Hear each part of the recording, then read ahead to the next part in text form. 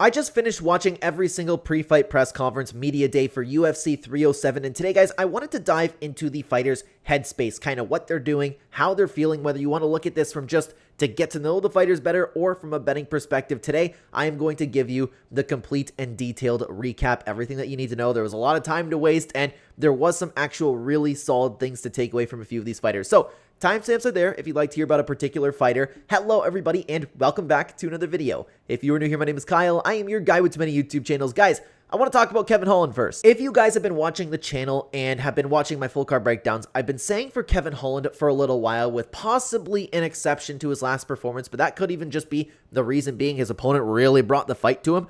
I was worried about Kevin Holland just coming in, looking for a paycheck, just kind of treating the match like a sparring match. He's going to come in, he's going to get paid. That Kevin Holland is not a Kevin Holland that I'm confident to win the fight. He kind of brought that same energy over to media day and the press conference. He could not care less that he was there.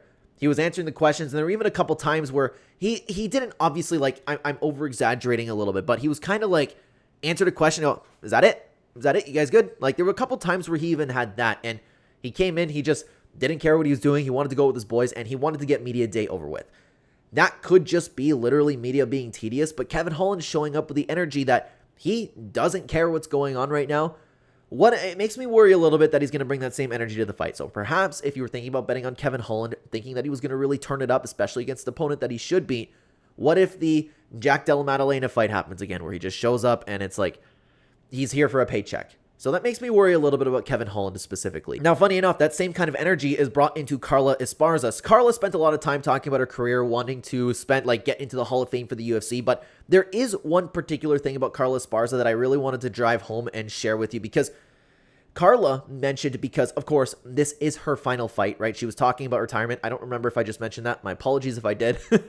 But she was talking about the different approach because she knows that this is her last fight. That's something that I've been worried about personally. I was actually thinking about placing a bet on Tecia Pennington, but one thing's stopping me there, but we're going to get into that a little bit, okay? She literally said that she's approaching this whole fight carefree instead of laser focused like she usually is. Sometimes that works out for fighters. Sometimes. I can't imagine Carla Esparza with her final fight putting in the training necessary in order to, like, really have that heart to want to become a champion.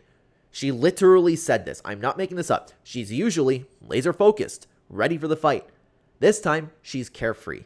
She's enjoying everything. She's enjoying the process. I get what she's saying, but it doesn't really make me confident in her ability to win a fight. But now, guys, I want to talk about Joaquin Buckley. So the first big takeaway from Joaquin Buckley, and I was worried about Joaquin Buckley not doing this because, of course, he's really trying to market himself right now. He wants the big finish. He wants to look great in his fights. He was asked about wrestling, and he said, Wonder Boy's a fantastic striker. I'm absolutely going to wrestle. I'm paraphrasing, of course, but the game plan apparently is to come out and wrestle Wonder Boy. I was worried that he might not do that, and he was just flat out open about the game plan wrestling. He was talking about fighting smart. He was talking about respecting Wonderboy Thompson as an athlete, as a fighter. So he's taking this very seriously, and he's having a game plan approach to this fight. And it's crazy that he's being like so open about it. The only other thing to mention about Joaquin Buckley is he said that he spent enough time being adjusted to the altitude.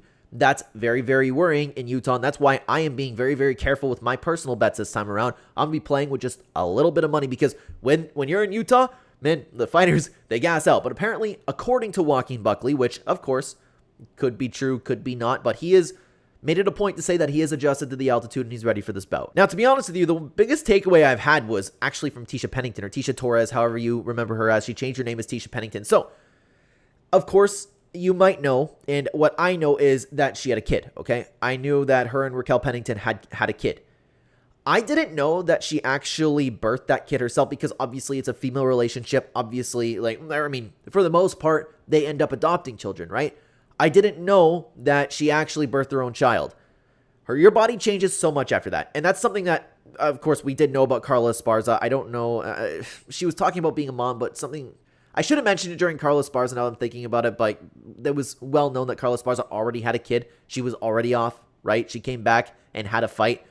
But anyways, sorry. I wanted to just make sure I got that point out, okay? That changes your body like crazy. And for her to have her last performance against Tabitha Ricci, I don't care what anybody says, she won that fight, absolutely. And I think the majority of the MMA community thinks so.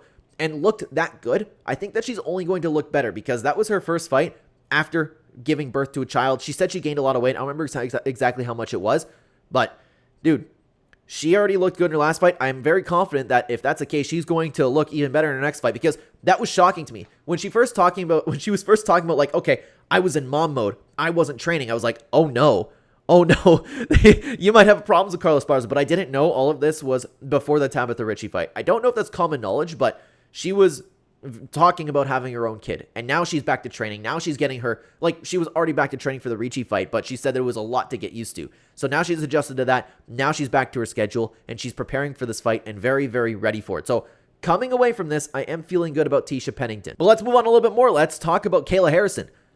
She is so confident. So confident, and it's not like I look at her and you know when fighters kind of have that fake confidence, they're trying to just put on a show for the fans, they're trying to get that viral clip. I really believe that Kayla Harrison believes in herself, and make of this what you will. She could have a Ronda Rousey moment at some point. I don't think anybody in the division can give her that Ronda Rousey moment now that I'm thinking about it. Maybe Norma Dumont if she wants to strike, but I don't know. That's a conversation for another time. She's completely overlooking all of her opponents. She literally said that she sees all of these girls, literally said this, she sees all of these girls as a fill in the blank. She's just going to go there and do her thing and want to be a world champion.